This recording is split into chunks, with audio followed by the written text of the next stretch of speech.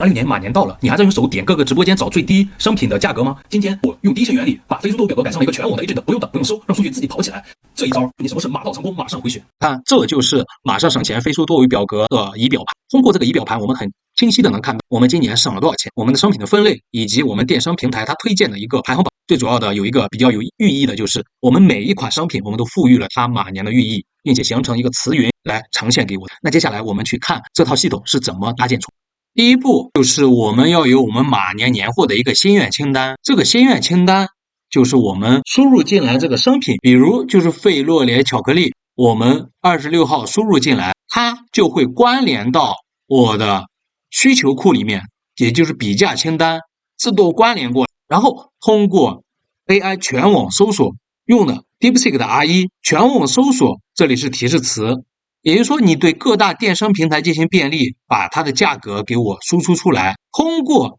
全网搜索我们得到我们想要的字段，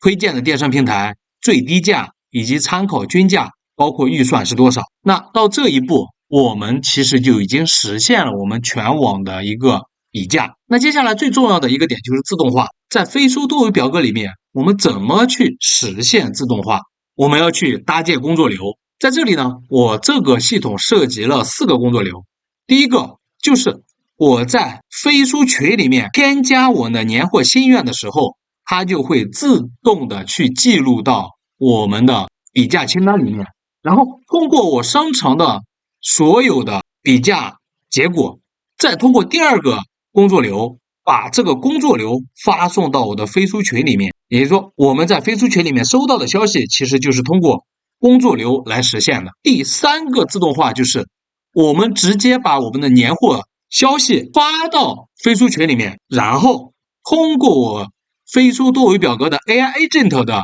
一个实现，通过多包 1.6 给它一个提示词，把我的年货信息给提取出来，然后把这个年货信息给新增到我的心愿清单里面，那又会进行自动化的去比价，比完价，那我这个商品是不是要自动的去发送到我的飞书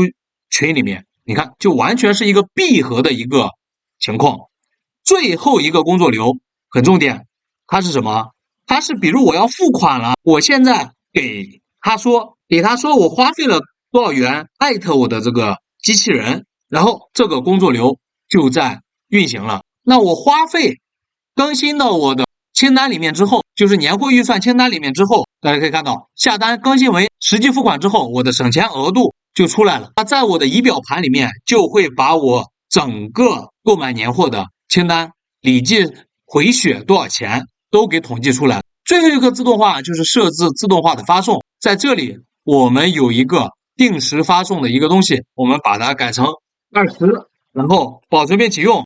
接收人是群，我们保存并启用，它就会每天的23点20分就会发送到我们的飞书群里面。那通过飞书多维表格我们这个看板，等到过年的那一天，我打开这个仪表盘，我只需要打开这个仪表盘就能清晰的看到我今年总共回血了多少钱。用这种方式过年，你买的不仅仅是年货，更多的是一份马年的一种寓意，一种整控。这个模板呢，我已经放到了评论区。2026年，希望你也能用数字化、自动化变成你的生产力，马到成功。如果你觉得有用的话，一键3连，我们下期继续我们自媒体的视频。